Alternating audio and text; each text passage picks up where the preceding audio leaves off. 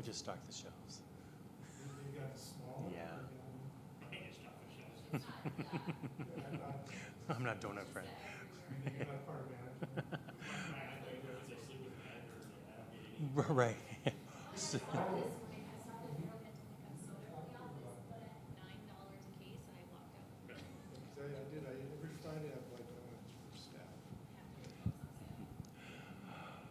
All right, guys. We'll go ahead and get started. We do have this. It is going to be broadcast on the City of Minot website right now, so we are live. So any questions that you do have, or if after we're done here, if you'd like to go back and review it, think of any questions, you have my contact information. Just so before we get started, my name is Chris Plank. I'm the NDR Grant Administrator for the City of Minot.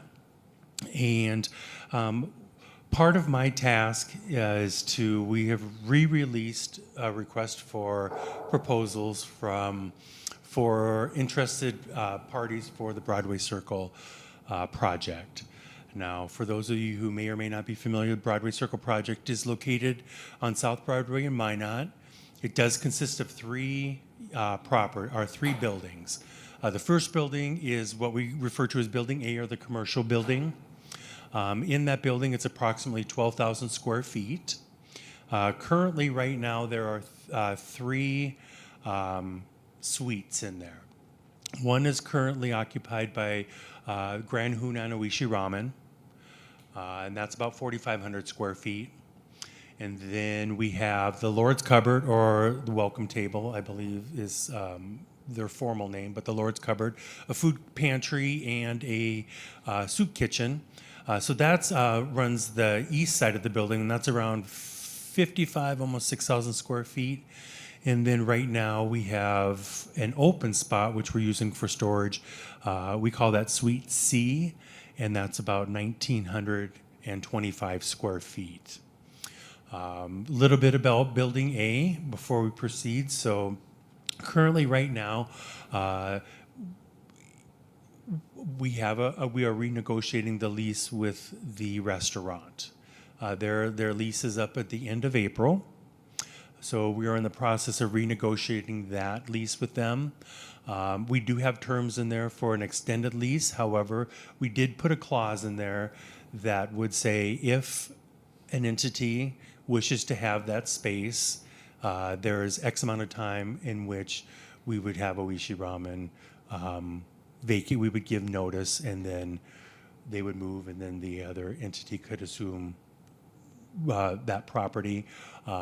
Any reconstruction of that would be the responsibility of the entity who would assume that with their currently right now, we'll just delve into this right now. Taxes seem to be kind of an issue for some individuals. I believe everybody in the room here is a 503c, so we're a nonprofit.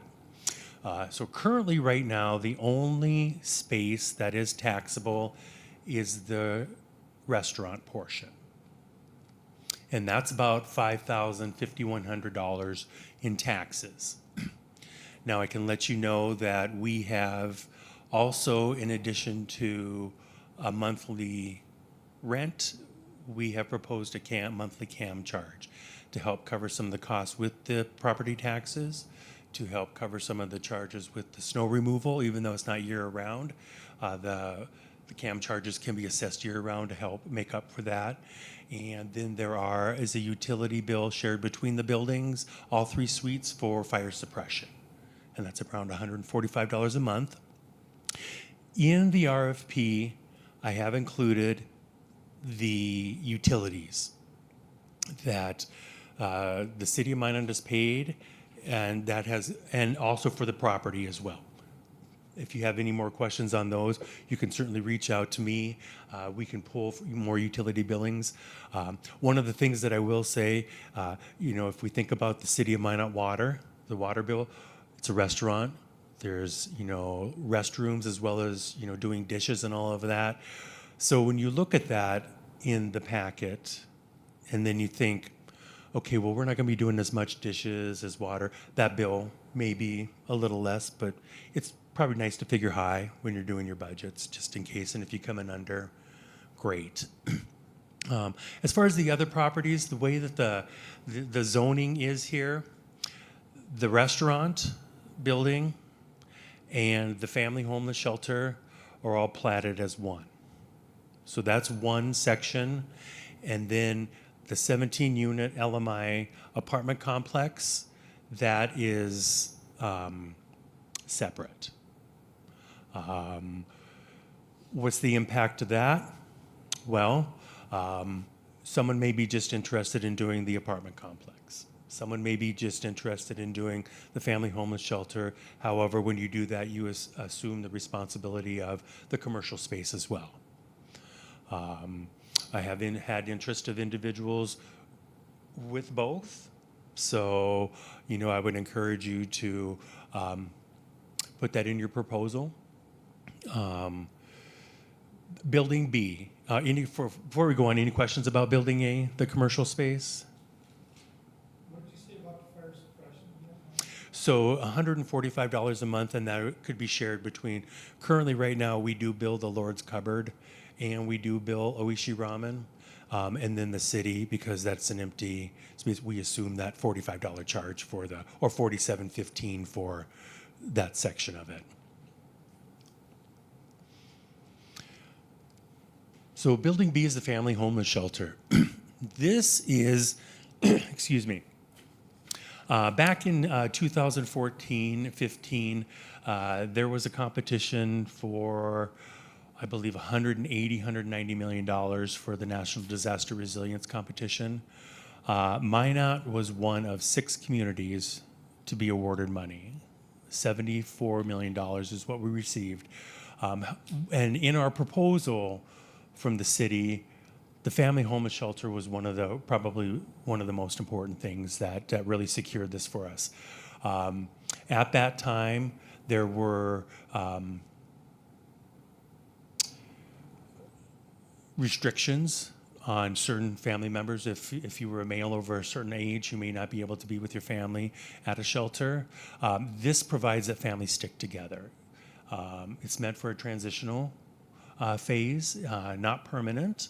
However, whoever chooses to operate that can set the guidelines, but it does need to be at least for a 20-year affordability period. And there will be quarterly check-ins and monitors done to make sure that you are in compliance, as well as any HUD monitors that potentially could come within that 20-year period with that. Yes, Willie? Do you have a copy of that proposal so we can get an idea as far as what the expectations are as far as, it's got to be a family shelter. So those are outlined in the RFP, and then I did refer to, there is, it needs to be run according to a CFR. I believe I have that in there. I'll look, and if not, I will forward that on with there. So with that. So within that building, there are 4 3-bedroom units, 2 2-bedroom units. There's office space, 2 offices, there's a meeting room, a commons area, and then as well as a laundry room. We will have another tour on this coming up Wednesday, January 29th at 10:30 at the Broadway Circle. I encourage, if you've seen the property before, or if you haven't seen it, it's a great time to come and look at that. You can bring extra staff members, anyone that may be impacted for that. I encourage more people. I would even encourage, members of the public who may have questions about it to come and see the facility. I did have a tour with some individuals on Wednesday, and the progress was great. In the family homeless shelter, there's at least 2-3 units that are ADA handicap accessible. So they do have the roll-in showers. They do have the lower sinks. They do have the knobs on the stove at the front of the stove as opposed to the rear to avoid any injury. All ADA compliant with that. And then there's the laundry room people can share as well. Any questions on Building B with that? Okay. And then we move on to what we call Building C, or the 17-unit LMI complex. The target date for the completion is April 7th. There will be punch list items. We do realize that there will be punch list, as well as there will be the completion of the playground, and we do have some work on Building A with the drain spouts and the landscaping around there to complete. Can't do it now because it's a little cold out, but we'll try to work through that as best we can with the contractors and whoever the individual is that may be running the facility. So in the LMI complex, 20-year affordability period, all 17 units must be rented to LMI individuals at the 80% or below. So sometimes that can be a challenge for individuals looking to manage a facility. It has to be rent rate restricted according to the HUD regulations that they post every year on their website. And if anybody has any questions, I can post those current rates for 2025. The new ones, I believe, should come out April, May. However, the guidelines that we use has to be followed there. And there will be quarterly monitor sessions as well to ensure that we are meeting that threshold. So on the first floor, there are 3 efficiency apartments. There are 4 one-bedrooms and 1 two-bedroom. And one of the efficiencies, or one of the one-bedrooms, the one-bedroom and the two-bedroom on the first floor are ADA compliant. So there is an elevator also in the building for the second floor.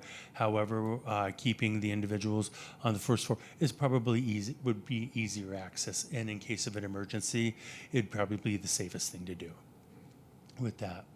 On the second floor, there are 3 efficiencies, 4 one-bedrooms and 2 two-bedrooms. It was really interesting to see the different layouts between the first floor and the second floor. The second floor ones were a little spacious in some areas. However, they all try to be around the same size, whether you're efficiency 1-bedroom or a 2-bedroom. Now, in the family homeless shelter, there will be a refrigerator, there will be a stove oven, and some of the units have microwaves with that. With the family homeless shelter, kind of a caveat of having the Lord's cupboard there is individuals, whether you're in the homeless shelter or you're in the apartment complex, you can utilize the food bank. That's right there. Whether you take food home, cook it with your family, or they do have meals a couple days a week there, you could utilize that. So kind of an advantage for both of those. In the LMI apartment complex, each unit will have air conditioner, they'll have a stove, they'll have an oven, a microwave, and there will be coin-operated laundry. Now, you can choose to have coin-operated, or you can choose to have it included. That's up to you. Both options are there. We do have bedding, and we can, if you show up for the tour, we can show you for the family homeless shelter. We have beds, mattresses, and those types of things to help, alleviate that cost. That was figured in when the prior subrecipient with that. So what are we looking for? I guess that's the golden question. That's the first question I get from everybody is, so what's the city looking? Well, right now we're looking for what you can offer. We want individuals who are interested in possibly managing this facility to present us with their offer. Whether that's total running, partial, present, and then there's always that negotiation that can be handled. I can let you know that we are looking for someone for long term. So some of you may know or may not know the history.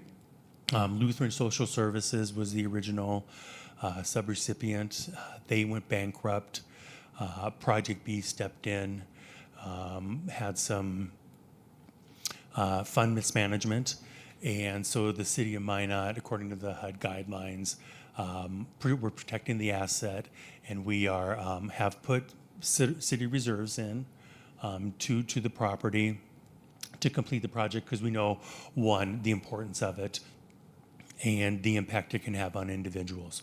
So we're asking those individuals who may be interested in the property to present us.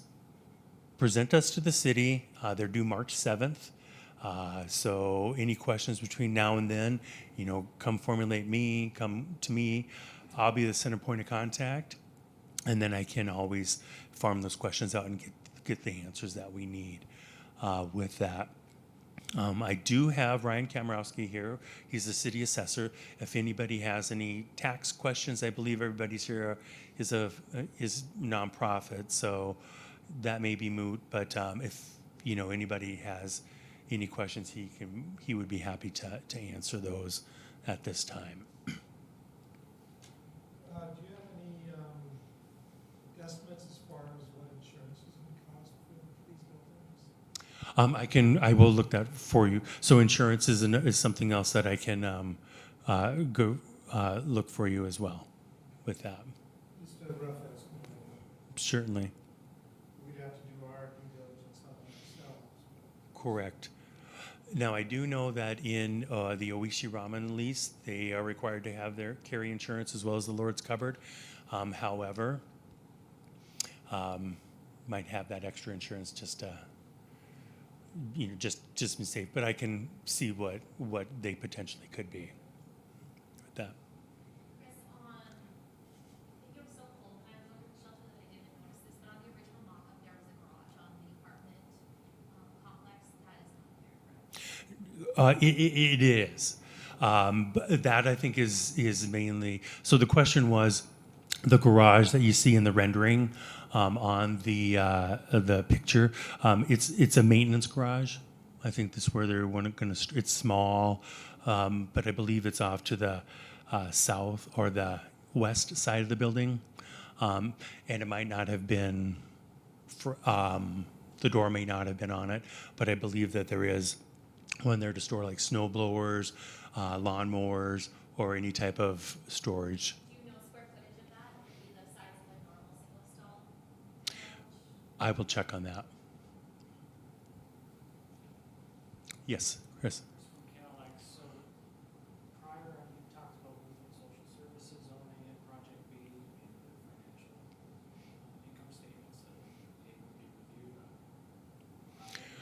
So what I can do is Project B did put together a high level profit loss or income. I can forward that on. I do caution you that they were in the process of fundraising as well. Some of that fundraising did come through. Some of it may not have come through. But it can give you what they thought their projections would be on that. So I can do that for you after, and I'll email them out to everybody as well too. As far as security, cameras, things like that, that's a responsibility of whoever goes to do it. Correct. There are cameras on Building A right now. However, I do believe the Lord's Cupboard did install those.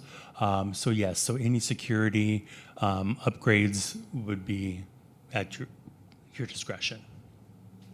There was also talk that with the family homeless shelter, there could be access to it. You could put a keypad on there to keep people out.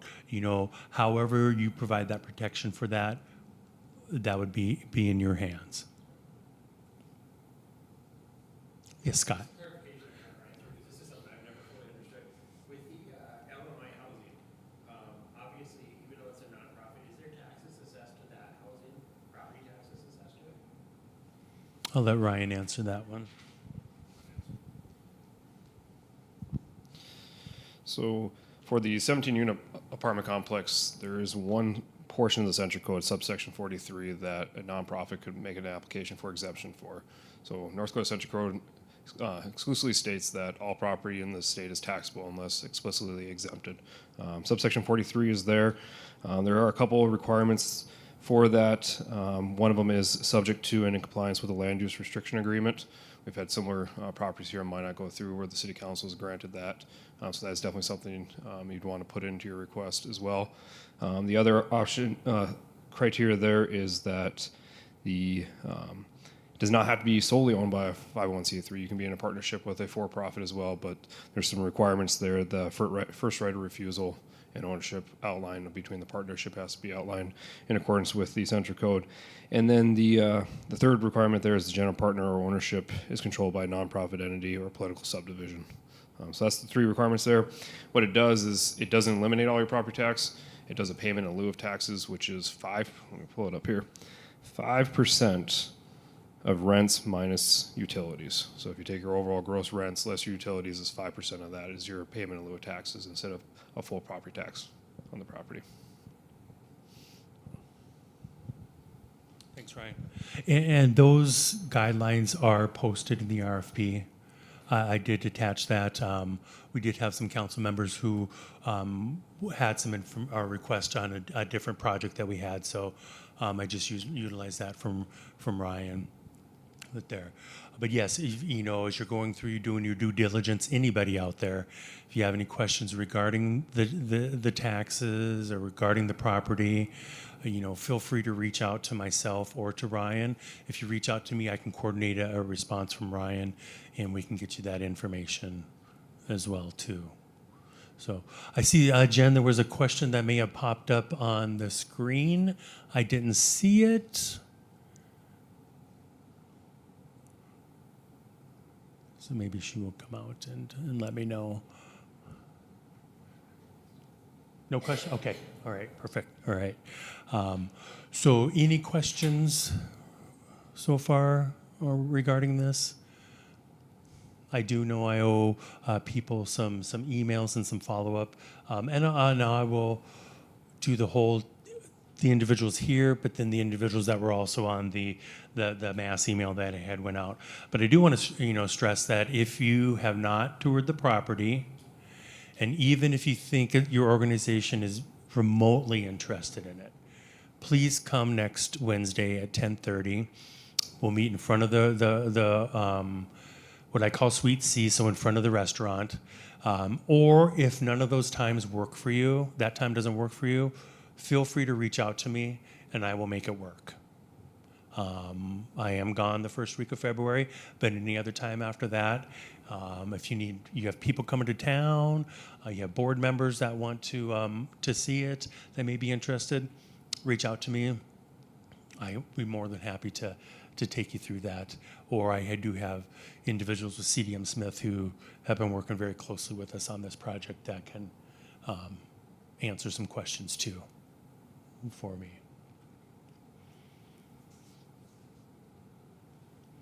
Anything else anybody may have?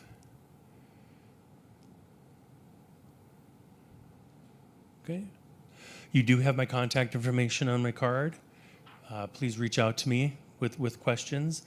No matter how insignificant you may think they might be, I always go back to high school and say no question's a dumb question. So, please let me know, and I will get that information out to the team.